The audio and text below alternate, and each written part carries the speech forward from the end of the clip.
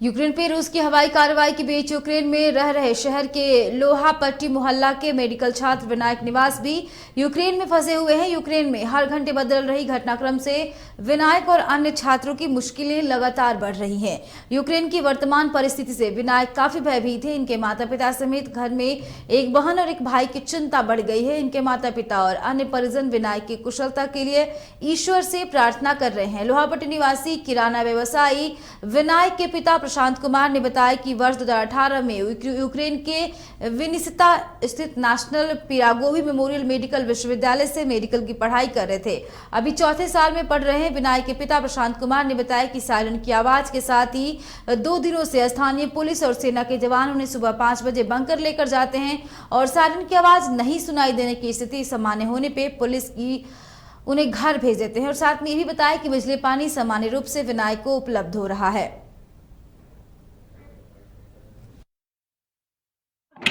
हमारे बच्चा आपको यूक्रेन में रहते थे और यूक्रेन की स्थिति सर्वविदित है, पूरे वर्ल्ड में जग जाहिर है कि वहाँ की स्थिति बहुत दयनीय है। वहाँ के लोग, वहाँ के विद्यार्थी सब परेशान हैं रशिया के प्रहार से और बहुत विषम परिस्थिति से बच्चे और वहाँ के लोग सामना किए हैं। बच्चे लोग की तो ये स्थिति हो गई कि खाने पीने की वस्तु भी जो है धीरे धीरे समस्या होने लगा और यहाँ कहने लगे लोग साइबर क्राइम हुआ है तो एटीएम वगैरह भी काम करना। लेकिन रूस और यूक्रेन तनाव के बीच अब भारत के छात्र छात्राओं का भारत लौटने का क्रम जारी है। इसी बीच बिहार के भी बड़ी संख्या में छात्र छात्राएं लौटी हैं। मुजफ्फरपुर की छात्र सना भी लौटकर सरकार का शुक्रिया अदा किया। सना तस्कीन ने घर में मानो पर्व का माहौल बना हुआ है। परिवार में खुशी छाई हुई है, जिससे परिवार के साथ मोहल्ले में मिठाई बांटी जा रही है। सना की मां ने सना को गले लगाकर फूले नहीं समा रही हैं। वहीं सना के अपने घर में आने की जानकारी के बाद न सिर्फ माता पिता बल्कि 85 वर्षीय बूढ़ी नानी दादी भी सुकून से हैं। आपको बता दें कि सना ने बताया कि बीते 10 दिनों से घर में रिश्तेदारों और परिचितों का तांता लगा हुआ था। लगातार वे लोग फोन कर रहे थे। उनका मन भी बेहद अशांत हो गया था। और साथ में सना के पिता ने पीएम और सीएम का आभार जताया। वहीं सना के पिता ने इसके लिए भारत की सरकार और मीडिया को भी धन्यवाद दिया और बताया कि भारत दुनिया का इकलौता ऐसा मुल्क है जिसको अपने नागरिक की सबसे ज्यादा चिंता और सभी को निकाला जा रहा है।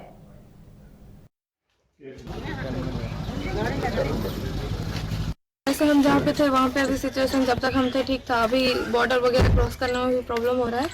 लेकिन हम चैंडवित्सी में थे, मतलब वहाँ पे अटैक जोन अभी कोई भी अटैक वगैरह वहाँ पे नहीं हुआ था। वेस्टर्न एरिया में मतलब बिल्कुल रोमानिया के क्लोज में पड़ता है, तो हम लोग का सबसे नज़दीक पड़ा तो इवैक्यूएशन में हम लोग को सबसे आसानी हुआ। पहले इवैक्यूएट कर दिया गया हमें। मैंने किसका सहयोग से आप यहाँ पहुँचे? इंडियन गवर्नमेंट के वजह से हम पहुँचे हैं और मतलब हमारा जो कंसल्टेंट था सुनील शर्मा वो भी बहुत हेल्प किया है। मेन मतलब बहुत थैंक यू बोलना चाहेंगे कि इंडियन गवर्नमेंट इतना हेल्प किया, हमारे लिए फ़्लाइट वगैरह अवेलेबल कराया। हम दूसरी कंट्री में होके वहाँ का मतलब ये सारा बहुत लेंदी प्रोसेस होता है, लेकिन बहुत इजीली हमारा इमिग्रेशन वगैरह वहाँ पे हुआ। एंड वहाँ से फिर उधर से आने के बाद यहाँ बिहार गवर्नमेंट भी बहुत सपोर्ट किया। बिहार गवर्नमेंट अभी जस्ट यहाँ घर तक छुड़वाई है बिल्कुल, और बाकी सारा असिस्टेंस वगैरह हेल्प डेस्क वगैरह सब कुछ है। बिहार के नालंदा की रहने वाली दिव्या यूक्रेन से सकुशल वापस लौट आई हैं। नालंदा जिले के कंगसराय प्रखंड के सैदनपुर गांव निवासी कौशलेंद्र कुमार की पुत्री दिव्या भारती यूक्रेन से आज अपने वतन लौट आई है। सकुशल घर वापसी से माता पिता के माथे पर चिंता की लकीर खत्म हो गई है। माता पिता से जैसे वह मिली, माता पिता की आंख नम हो गई। दरअसल दिव्या भारती यूक्रेन के बुकवोनिया यूनिवर्सिटी में 3rd ईयर मेडिकल की छात्रा है।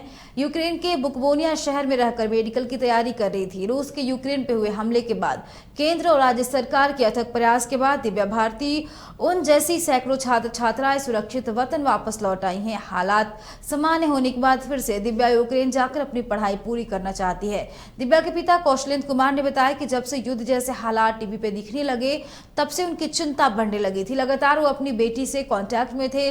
3rd ईयर का एग्जाम होने के कारण उस समय नहीं आ सकी। इसके लिए उन्होंने सरकार का धन्यवाद कहा और उन्होंने ये भी कहा कि बाकी जो बचे हिंदुस्तानी छात्र, दोस्त और लोग बसे हैं उन्हें भी सकुशल वापस लाया जाए।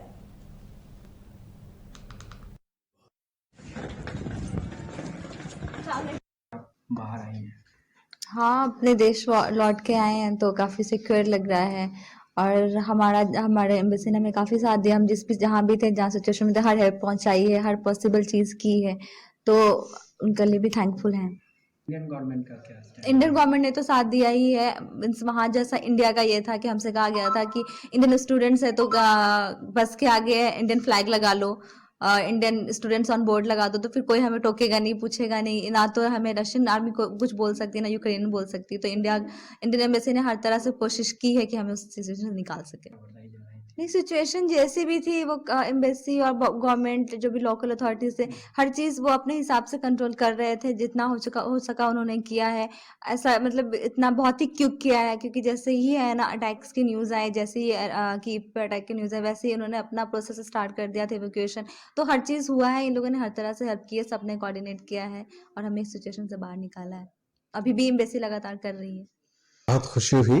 हम लोग 2-3 दिनों तक बहुत तनाव में थे, लेकिन बातचीत कुछ होती थी, क्लियर बात नहीं हो रही थी, इसलिए बहुत तनाव में थे।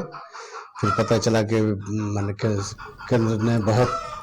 सरकार ने बहुत सही इनिशिएटिव और बहुत क्विक। और बुलेटिन फिलहाल इतना ही। इस तरह की तमाम खबरों के लिए देखते रहे न्यूज़ 22 को।